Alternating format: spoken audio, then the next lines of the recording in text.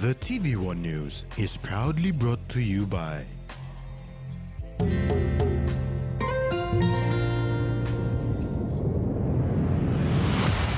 BSP, our bank, our people.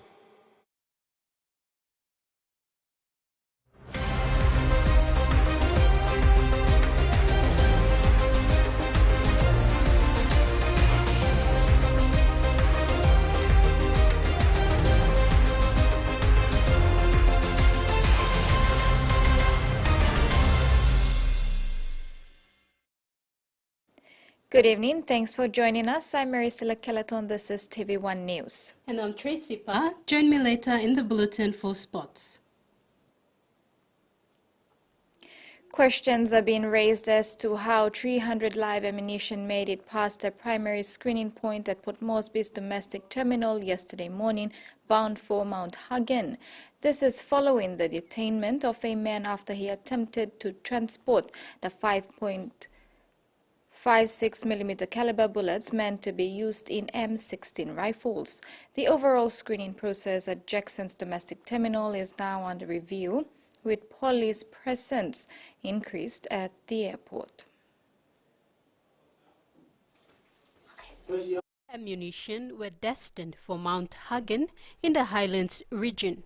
Police Commissioner David Manning said initial investigation revealed that the suspect was a former private security guard with a known security firm. He is now in custody at the Burko police station. The passenger clocked in at 11 a.m. yesterday morning to travel to Mount Hagen on PX 184, scheduled to depart at 11:40 in the morning. Unfortunately, his baggage did not make it further as police intercepted and confiscated the illegal contents. Commissioner Manning said conflicts in the Highlands are slowing down and this officer will take a tough approach to those intending to smuggle weapons and ammunition into the region. Police are also concerned that the man was able to move this luggage through the initial screening points undetected. Police said the man did not act alone and his accomplices, and investigation will reveal those involved.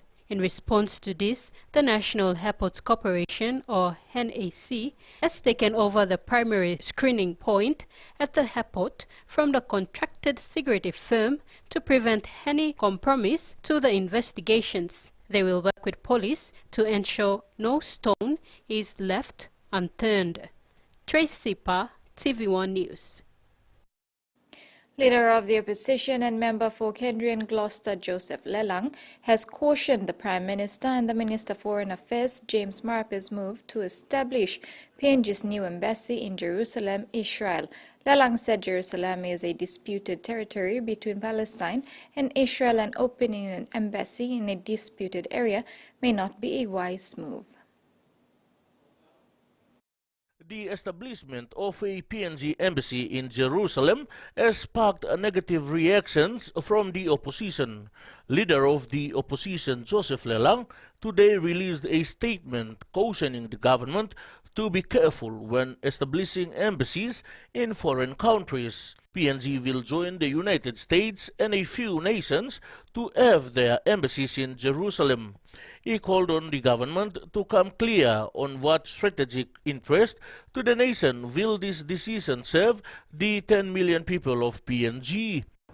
And so it is important for the Prime Minister and for this government to come out clear and tell the people of this nation what sort of strategic interests have led them to make this decision. Minister James Marape, on the two-day visit to Israel, noted the historic and symbolic meaning in the PNG-Israel bilateral ties and proposed the establishment of a special economic zone exclusively for Israel companies in PNG. This zone would come with enticing tax incentives, providing Israeli enterprises a conducive environment for expansion and investment. The presentation received an enthusiastic response from the representatives across the Israeli business community present at the Israel Manufacturers Association gathering. Freddie Mo, TV1 News. The 8th Pacific Tuna Forum 2023 commenced this morning at the Stanley Hotel in Port Moresby. This year's host, the National Fisheries Authority of Papua New Guinea and InfoFish, together with other regional organizations, have been successful in bringing together 7 ministers of fisheries from their respective Pacific Island countries. The theme of the 8th Pacific Tuna Forum 2023 is Strengthening Tuna Sustainability and Industry Development in the Blue Pacific Continent through Increased Innovation, Partnership and Participation. Present to launch the forum was Deputy Prime Minister John Rosso in place of Prime Minister James Marape. Papua New Guinea, as the initiator of the Pacific Tuna Forum, recognizes the importance of this forum and will continue to support this biannual conference, which caters for greater levels of interactions and dialogue between policymakers, industry players, and non-government organizations at all levels. Described as an important event in the world of marine conservation and fisheries management, the PTF gathering is expected to draw international attention as stakeholders come together to address pressing challenges and chart a course for the future of the tuna industry. Key themes that will be discussed at the forum include managing fisheries sustainably and conserving the ecosystem, among others. The forum is anticipated to result in various outcomes that will resonate far beyond the event's conclusion. These outcomes include policy recommendations, innovative solutions, stakeholder collaboration, and public awareness. The importance of this event is clearly illustrative from the growing number of participants at each forum, including the number of countries and representations from the other regions. From within the Pacific and Greater Pacific region, we are now evolving with increasing numbers from international participants as far as Europe, the USA, and Latin America. At this 2023 8th Pacific Tuna Forum, we have more than 250 participants registered from over 40 countries. The decisions and agreements forged during this event will contribute significantly to the sustainable management of tuna fisheries and the broader health of our oceans. Pacific Island countries value the importance of maintaining dialogue. This can be seen in the numerous regional fisheries conferences, especially the tuna management-related meetings that are held annually in the region. The Managing Director of the National Fisheries Authority, Justin Ilakini, says these meetings have assisted countries in the region to come together and develop common positions and strategies to ensure the sustainable management of tuna in the region. Discussions over the two-day forum will include tuna stocks, tuna sustainability challenges, vessel day scheme, implications of illegal, unreported and unregulated fishing, and climate change scenarios for the tuna industry, among many other areas of discussions. It is my hope that the presentations and discussions that will be held over the next 2 days will contribute to putting sustainable tuna development and investment issues front and center for governments, industry, associated stakeholders throughout the Pacific region. NFA emphasized the sharing of quality and useful information in the Tuna Forum that will contribute towards enabling the region to evolve from only focusing on sustainable tuna management to embracing opportunities in investments. The tunas swim across boundaries, unaware, as far as I know, of RFMOs or EEZs. El Niño and La Niña impact us all, as does ocean pollution, free trade agreements, and global politics. Cooperation is not optional, it's a necessity.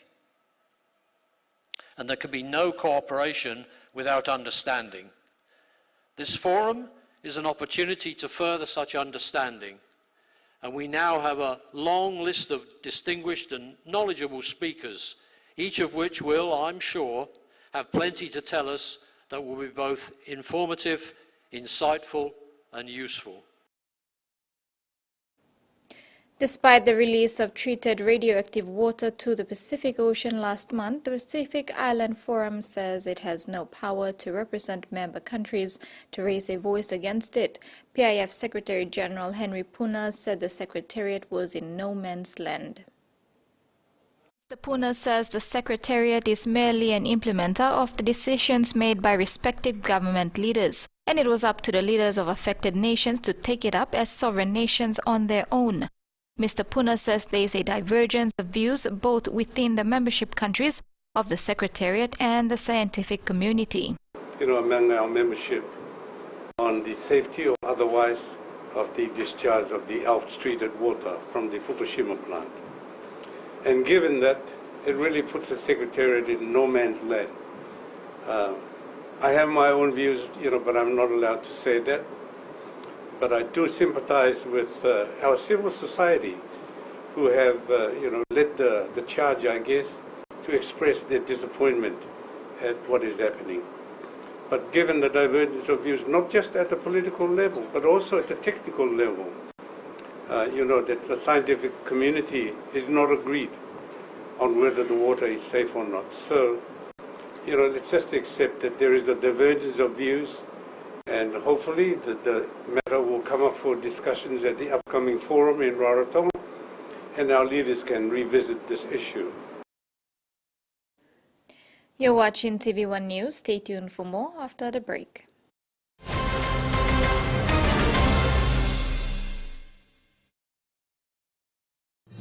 Experience a convenient and smarter way to do your banking with BSP Mobile Banking. You don't have to leave the office or your home to pay for bills. You can view your account balance, transfer funds, top up phone credits, or purchase Easy Pay units wherever you are. Visit your BSP branch today to register now for BSP Mobile Banking. BSP Mobile Banking, the smarter way to bank. BSP, our bank, our people. You like serving on winning plus scale rice mechi pack? Scale rice like giving you plenty chance to winning plenty scale prizes. Kind price of them 256 plus scale rice Nabi set, 192 plus scale rice Kemo Eski, not 44 plus JBL and Co speakers, 102 plus wireless microphone. The win, buy me scale rice or oil rice products, writing full name na contact details below box and receipt, not drop him inside the entry box. You get 4 plus draws, 4 plus fortnight, 116 plus winners, na 16 plus promotion locations. Just try us all. You got terms na conditions for this plan. Hiya, Mama. You wait time, but me add him special flavor.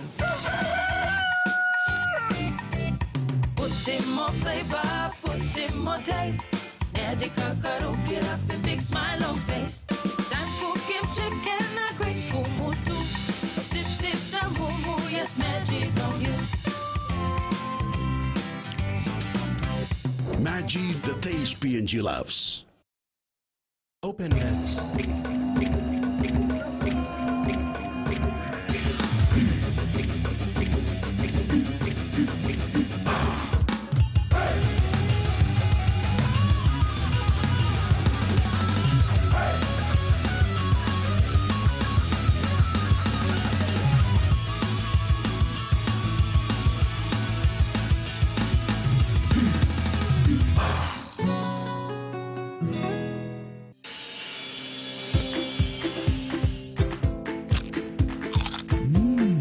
Right across the nation, we eat snacks crackers.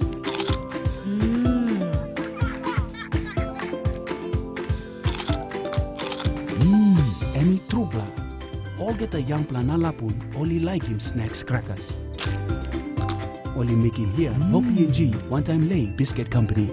It's crunchy and tasty. It's irresistible. The Laver Cup is named in honor of the greatest tennis player of the 20th century.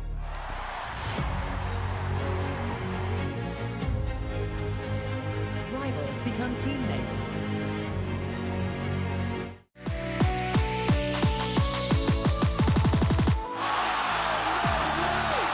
Have you ever seen anything like it?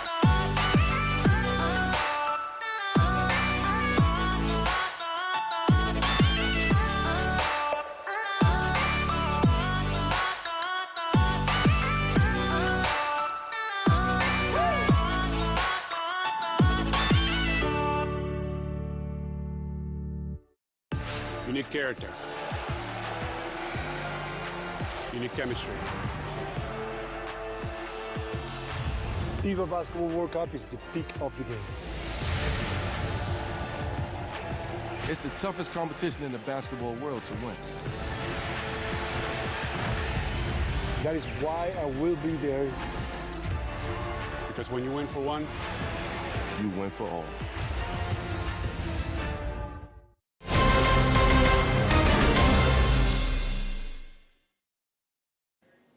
Welcome back. The Lane Main Market will be temporarily relocated to Makam Road next to Air Niugini in preparation for redevelopment works to commence at the main market.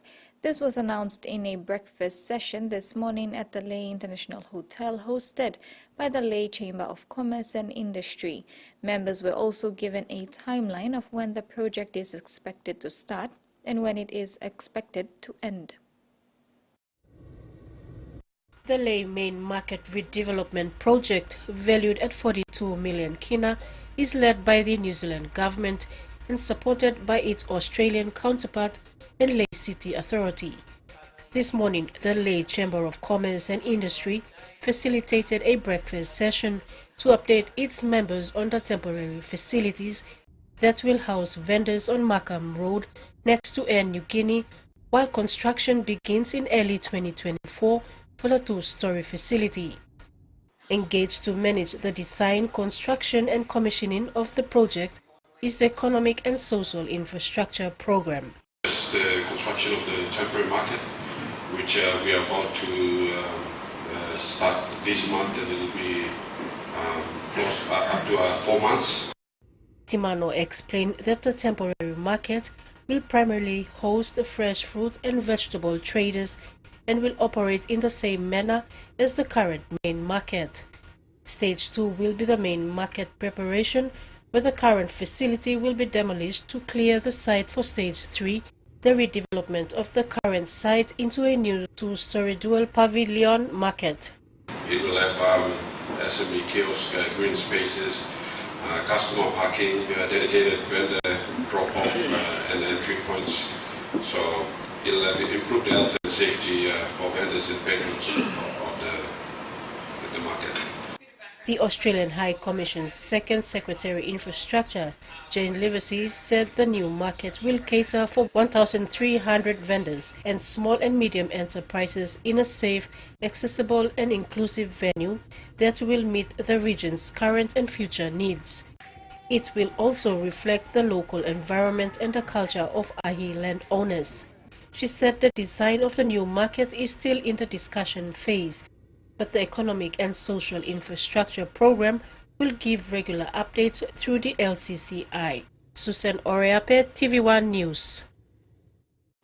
After months of bad customer experience, Bank South Pacific has strategically opted to commence Saturday banking this weekend at 5 selected branches nationwide, opening at 9 a.m. and closing at midday. The branches include Waigani Drive, Boroko, Erikuunle, Mount Hagen, and Kokopo. These branches will conduct normal banking services like deposits and withdrawals. BSP Group General Manager Retail Banking Daniel Font says this is part of the bank's efforts to provide customers with more convenient banking options. Font added that the new banking system rollout had affected their customers, and Saturday banking was initiated to reduce bank queues during working hours. A workshop is underway in Port Moresby to gauge views of stakeholders in the public and private sectors about the development of the public service housing policy. The Department of Personnel Management, in collaboration with Papua New Guinea's Research Institute, is hosting the Public Service Housing Workshop at the APEC House. And proper shelter as being a continuing development challenge faced by many Papua New Guineans. The workshop, therefore, aims to collect the views of relevant stakeholders to understand the existing issues, identify key challenges, and suggest options on the way forward to address this challenge. Secretary for the Department of Personnel Management, Tai Sansan, said the workshop is a result of the signing of MOU with NRI in June this year. In June this year, the Department and NRI signed an MOU opening for the two institutions to collaborate in research activities in relation to the development of good public service policies. She said the policy contained 3 drafts. Importantly, I'd like to just mention these draft policies. One is the public service housing policy itself. 2 is the district housing policy. And 3 is the institutional governance framework. The policy will support the implementation of the HR Development Strategic Plan 2020 to 2041, aiming to get 70% of public servants working and living at the district level. 20% to be working and living in the provincial headquarters, and only 10% at the head office in Port Moresby. The policy is sector-driven, meaning it will focus on the public sector housing and will provide the frameworks and guidelines which outlines the rules and regulations of public service housing. The Chief Secretary Ivan Pomeliu said successive governments have been grappled with the issue of housing for public servants. And I've been, at least in my short time in this space, I've been stressing the importance of housing and the need for us to have a collaborative effort. Work on the public service housing policy and related policies for district housing and institutional housing is important. And I want to thank the Department of Personal Management, Secretary Sansan, for her leadership in collaborating with the PNG NRI, saying that the policy is important. But let's get it over with. Let's finalize it and get it approved, and let's get on with identifying piece of land. Public servants are the frontline workers that represent the government, and Public Service Minister Joe Sengi commended DPM and NRI for this initiative. Frontline public servants who are there to serve our people, who make sure that they treat our people, the health workers, the teachers. They're supposed to be teaching our future Papua New Guineans. This is the core of what we need to achieve. I'd like to really commend the NRI and my department for this initiative. And that ends this segment. Stay tuned for more after the break.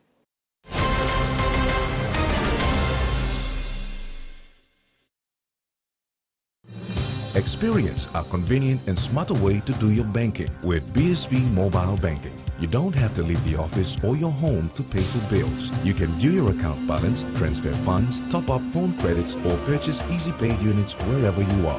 Visit your BSB branch today to register now for BSB Mobile Banking. BSB Mobile Banking, the smarter way to bank. BSB, our bank, our people. Hey, you want to talk? Want to win one of 4 Costa buses? Simply collect 6 SP Lager red promo caps and enter the draw at a participating store near you. There are heaps of other great prizes to win too, like SP Hunters jerseys and other awesome SP Lager gifts. So enter the draw today for a chance to win. There's a bus to be won in Islands, Southern, Momase, and the New Guinea Islands. SP Lager, Bungi Mumi!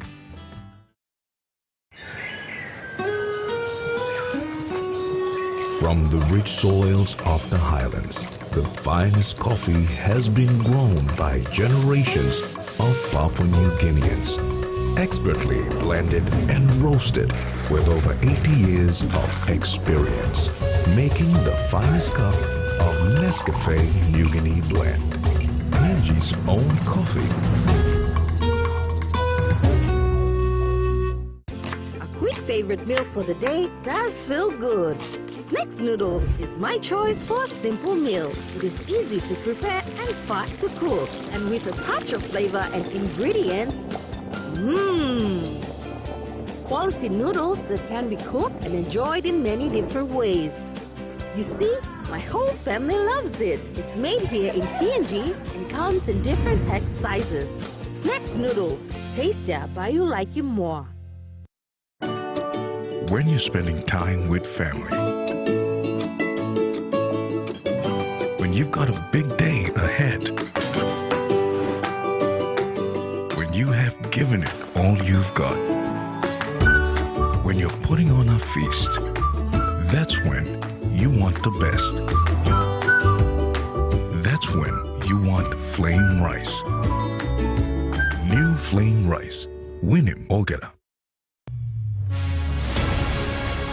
crowd rises here, and you best believe these Panthers want to go out on top into the finals. The flick to Ruba. Nauru somehow gets there.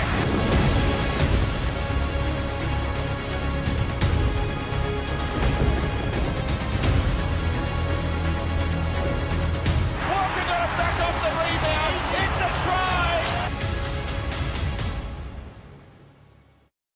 Movies are dreams that you never forget. In this family, it's the scientists versus the artists. Sammy's on my team. Can you stop calling it a hobby? You could afford to be a little encouraging. Do you always have to be the center of attention? Stop shouting at her! I'm your mother! Family, art. It'll tear you in two. I don't know what to do anymore. You do what your heart says you have to. The Fablemans premieres Saturday, September 23rd, 9 p.m. on HBO. On the ground, the Fijian. Kebalo, oh, Butterfingers there out of the hands of Dante. You've got to be careful. He's up. Ramos to the corner.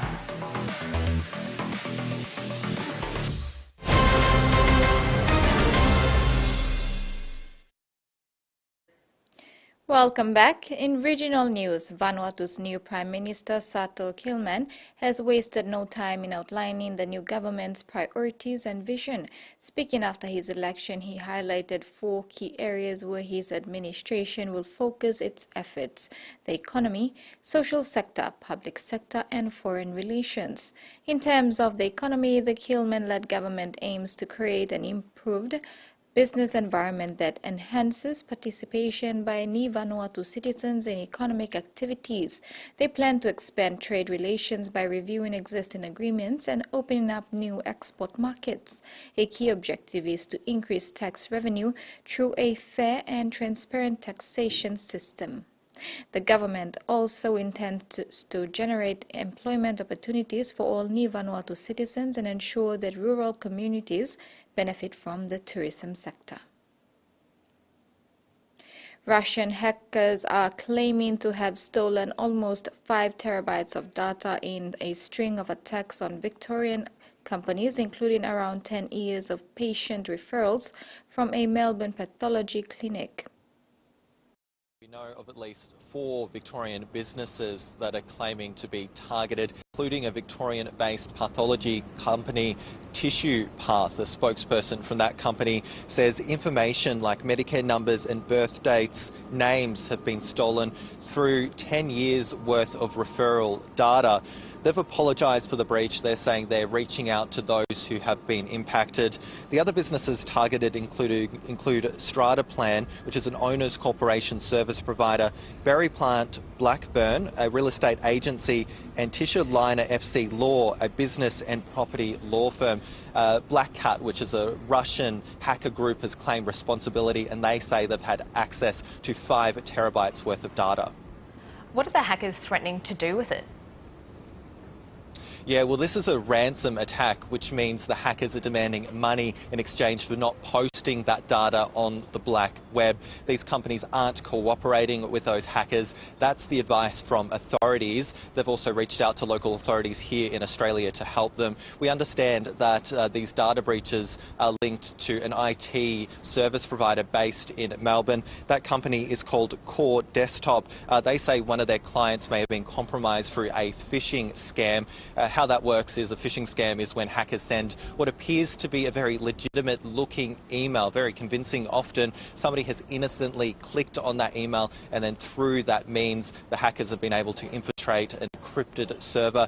Now, often when we talk about a bunch of data that has been hacked, it's really hard to sort of comprehend what that really means. We know a terabyte, if we compare it to something that most of us have used, like a Word document. So, for example, a terabyte worth of Word documents, that's about 5 million documents. So that sort of gives you roughly an idea of potentially how much data has been compromised here. That Russia hacker group, Black Cat, they were also known to have infiltrated Australia's largest law firm, HWL Ebsworth, as well. So they definitely have a history of running sophisticated hacks. One of the architects of Western Australia's now scrapped cultural heritage laws has broken his silence on the government's decision to repeal the legislation. Former Aboriginal Affairs Minister Ben Wyatt was championing the laws up until their removal and says his disappointed community support unravelled, ultimately forcing the government's hand. In government, Ben Wyatt led the charge for reforms to WA's Aboriginal cultural heritage laws after the destruction of Juukan Gorge, and continued to defend them in the face of growing criticism. He's been silent since they were scrapped by the Premier, but campaigning for the voice to Parliament acknowledged the backflip was almost inevitable. In the end, the consensus fractured, and you need a consensus to make this kind of reform. So I'm not surprised the government made the decision it did. As the end of the laws neared, it was farmers and pastoralists who were the biggest critics, something the former Aboriginal Affairs Minister says he found surprising. I was disappointed, of course, because I thought after a lot of work, 4 years of work, where we had a consensus from the pastoralists, the farmers, the prospectors, the miners. Very rare that you get a consensus on a good outcome, but ultimately, clearly the regulations went too far. We were asked to support the Cultural Heritage Act based on the intent, and we were promised with the details later, and we saw how that went. With the voice, similarly, the community is crying out for further details. A month on, the focus is now on the October 14 referendum. A yes vote shapes the system up in Aboriginal policy and ensures that we get a much better outcome in the implementation and development of policy. The only thing you're going to see for those people who aren't directly engaged is a better spend of the taxpayers' dollar. There are already a number of different advisory groups and bodies that inform governments on better outcomes for Aboriginal people. What we need is for the federal government and the state government to actually listen to those concerns. In just over a month, voters will decide if they agree. The New South Wales government will next year collect a greater share of coal mining companies' earnings. It's increasing the royalty rates for the first time in 15 years. Increase 2.6% from the 1st of July next year. It will replace the emergency coal cap, which was introduced by the previous government in December when coal prices were soaring above $500 a tonne off the back of the war in Ukraine. The new scheme is expected to deliver a $2.7 billion boost to the budget, and the Treasurer says that money will be invested in renewables.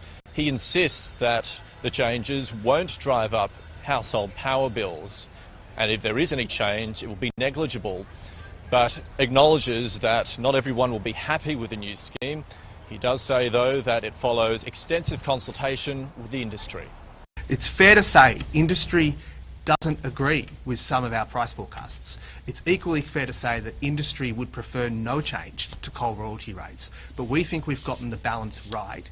The New South Wales Minerals Council says the changes will be a significant impost on coal producers at an already challenging economic time with lower coal prices and higher operating costs. They say that the existing royalty scheme should remain in place. Meanwhile, talks are set to begin soon between the state government and the owner of the Eraring power station at Lake Macquarie. A report has recommended the government engage with its owner, Origin Energy, about extending the life of the plant beyond its scheduled 2025 closure. This is because of concerns that not enough renewable energy projects will be ready in time to make up for the shortfall in energy that would be left behind by Eraring. The Treasurer has a strong message for Origin Energy. I want to send a very clear message to Origin in this, which is Origin will feel the wrath of the people of New South Wales if they see this as an opportunity to game the system.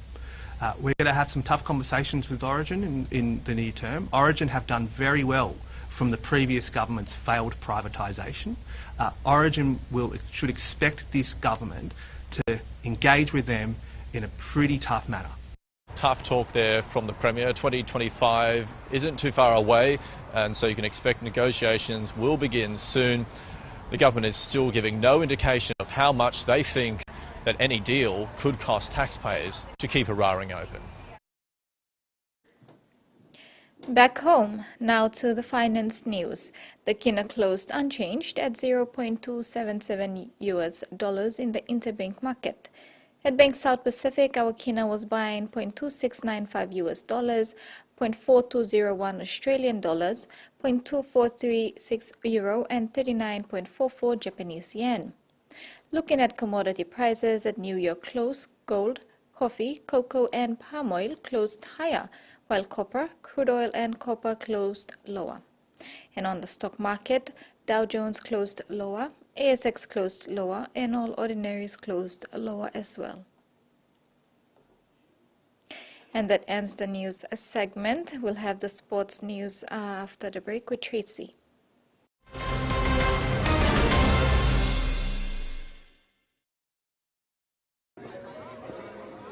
Hey, can I get a Virginia? A what? Morning King. Heine. The green one? Beauty is my business, but beauty sure is a tough game. Filters are great, but great skin, better. And that's why my skin deserves the best. So I choose self-care, soaps that gently nourish my skin, resulting in a radiant look, made with tropical ingredients. I trust self-care from City Pharmacy, so bring it on! My skin is ready and so am I.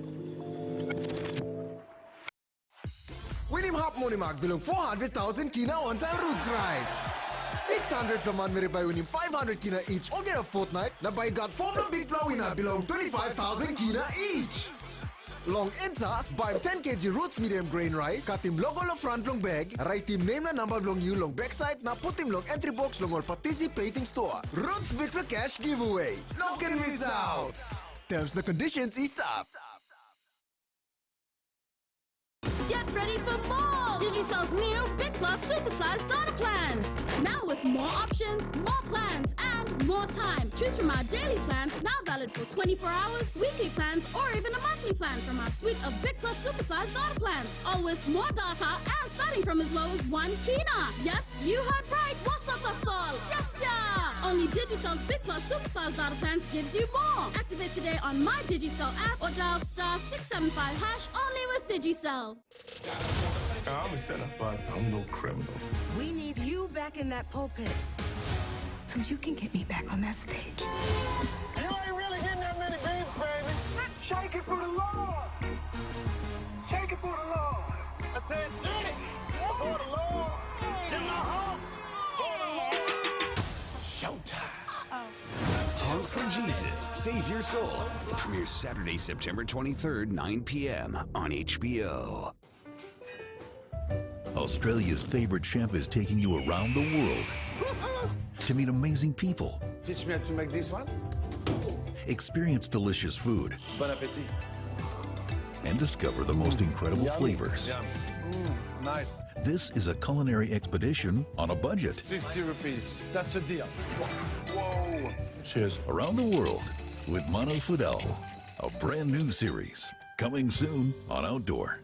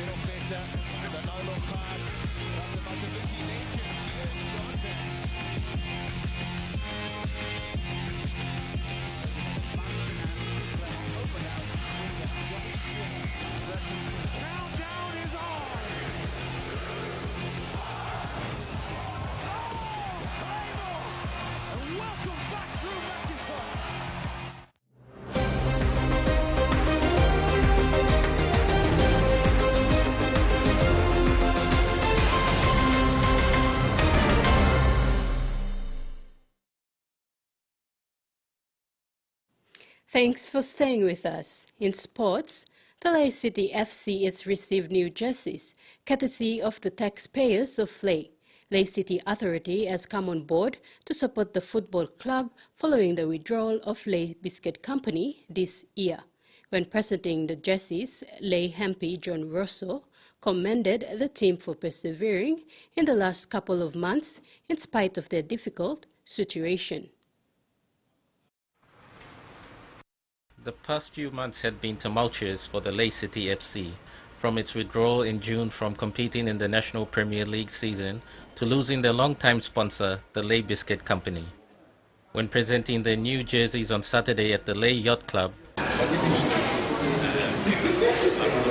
member for Ley and Deputy Prime Minister John Russell commended them for their perseverance and said after much persuasion he agreed to the Ley City Authority sponsoring the city's pride and joy. Expect, not only me but our taxpayers expect the best from you in terms of behavior, in terms of playing. It's not only about winning, in terms of being good ambassadors for our city, in terms of good sportsmanship, passing lacrosse fight, and all that, passing the walk and playing, carrying pride so that a lot of our young people in the city, they look upon you as their heroes. Wherever you go, when you carry yourself, you should always carry with pride, carrying on the good planning.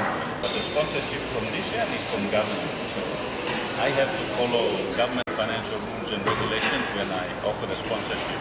You know, pocket money from here.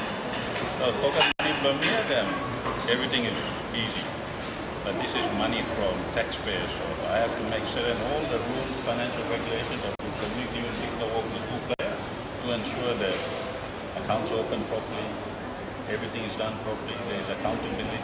And when they spend the sponsorship money, they have to account for it to me and then the auditors. Of the 450,000 kina sponsorship, 150,000 kina was used to pay for affiliation fees. Russell said the LCA board had budgeted for and set the money aside. They are just waiting for the club to open a proper account for the balance to be transferred. We just let assure you that I know that the coaches and management, some of the players haven't been paid for a couple of months because of this transition period. Yeah. So once everything is sorted, they will back pay everything. They'll back pay everything and sort it out. You know, I'm back paying over something. Craig Kaviagu, TVWAN Sports.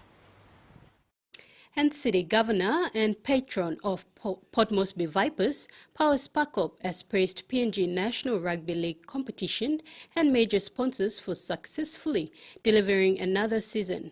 Governor Pakop said despite the challenges faced with the airline companies at the start of the season, some tough decisions has to be made to make sure the games continue to run. A passionate rugby league man and patron of the Port Moresby Vipers, Governor Pakop, brought the house down with his ethnics during the Diesel ExxonMobil Cup Awards night.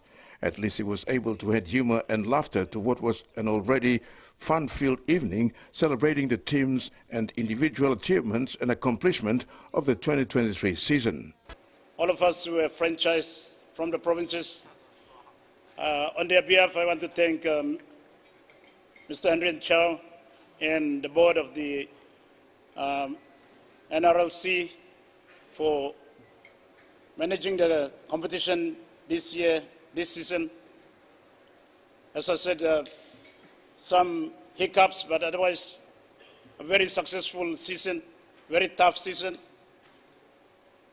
And it ended on a high note with two great teams coming together and displaying top-class football and displaying very good sportsmanship afterwards. And I want to give credit to everyone involved. He commended PNG NRLC board and the staff for being proactive and innovative in making sure the competition ended on a high note. For me as a governor, it's a heartbeat too. Yeah. Heartbeat in so many aspects too. The game, inspire a lot of passion. People are fanatic coming to the city. Of course, a lot of people going to come and support their teams.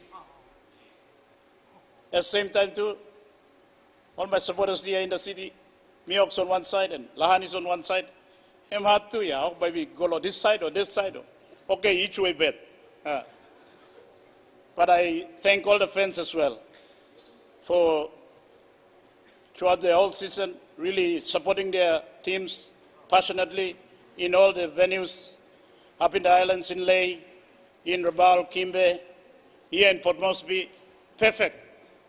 And especially at the finals, passion was going high, but meeting by also them.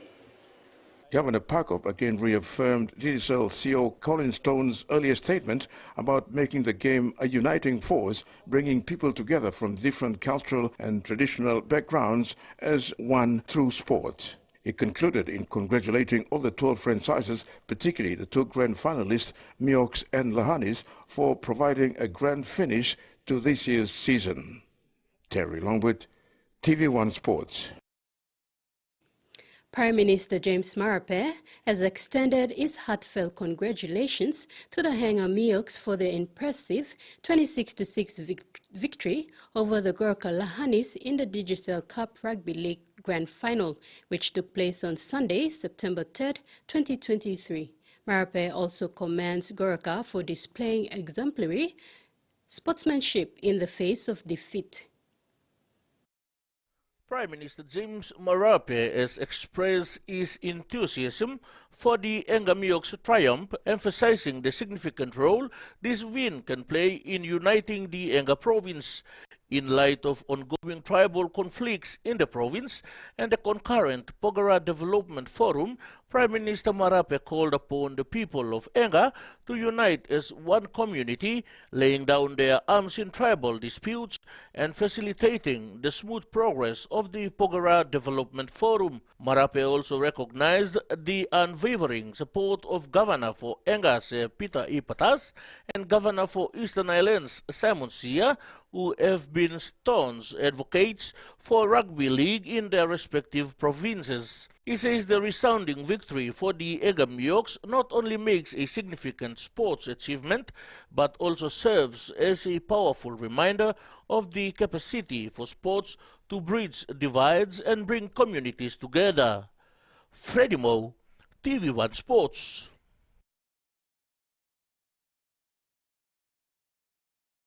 Young Hella Wigman, flyer and try-scoring machine, Cyril Shiba, was voted top try-scorer for the 2023 Digital ExxonMobil Cup season. The West Sepik Western Province speed sensation was quite a revolution, with his footwork and speed scoring some of the sensational tries of the season. The Digicel ExxonMobil Cup platform has continued to break new grounds, fostering friendship and uniting people through sport regardless of cultural barriers. Digicel PNG CEO Colin Stone praised the people who worked tirelessly behind the scenes to keep the competition going. He said this at the Digicel ExxonMobil Cup Awards Night on Monday.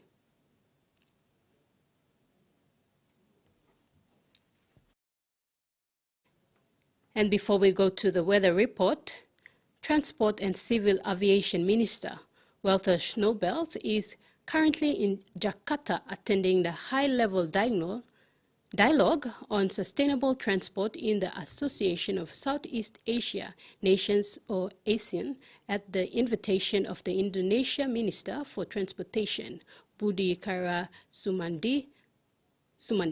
Snowbelt thanked the host for inviting him to participate in the dialogue, which will see him as one of the panelists in Season 1, Sustainable Transport in ASEAN towards Zero Emission.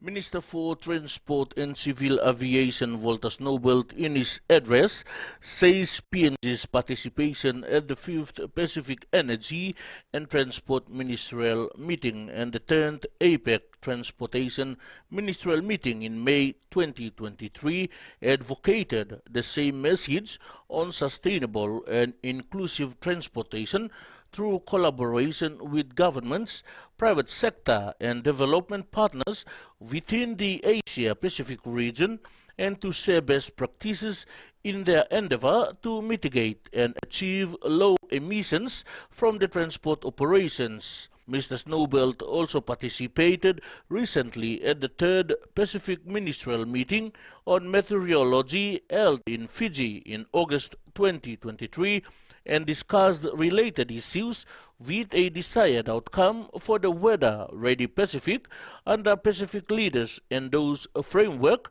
for the resilient development in the Pacific 2017 to 2030 and the 2050 strategy for the Blue Pacific. He also said some initiatives that the current Marape Rosso government is undertaking within the Transport and Civil Aviation Ministry. Minister Snowbelt added that the PNG government's medium-term development plan 4 outlines transport as a strategic priority area with deliberate intervention programs. He further said the Connect PNG initiative is to provide transport connectivity under the 3 modes of transportation, which is land, sea and air. Domestic strategic road network being improved and extended, 22 strategic national airports being redeveloped, and the main 16 ports being redeveloped under the Connect PNG initiative for the next 20 years. He also mentioned that the bilateral air services agreement with APEC economies is being pursued for seamless travel post-COVID with recommencement of flights between Indonesia and Palau. Freddie Mo, TVWAN News. And now a look at the weather for the next 24 hours.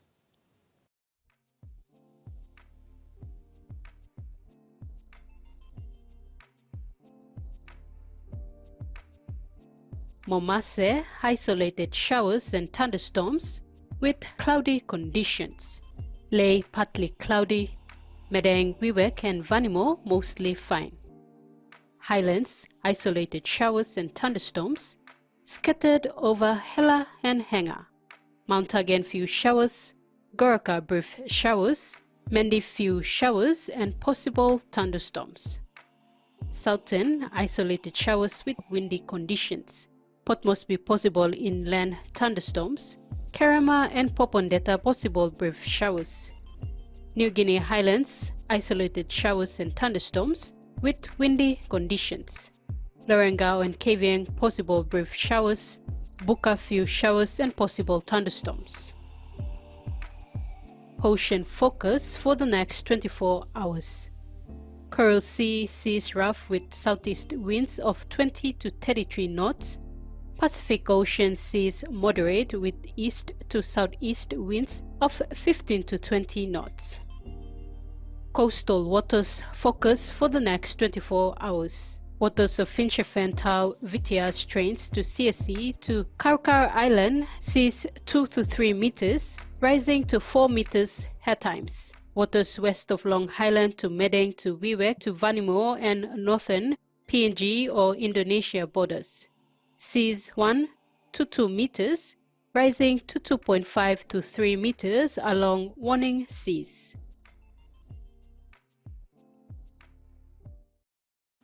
And that ends the news segment this evening. Have a pleasant night. Bye for now.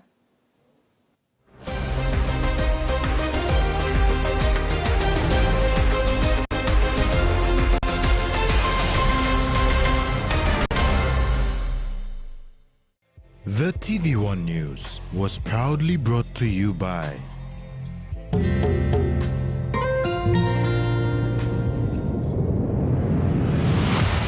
BSP, our bank, our people.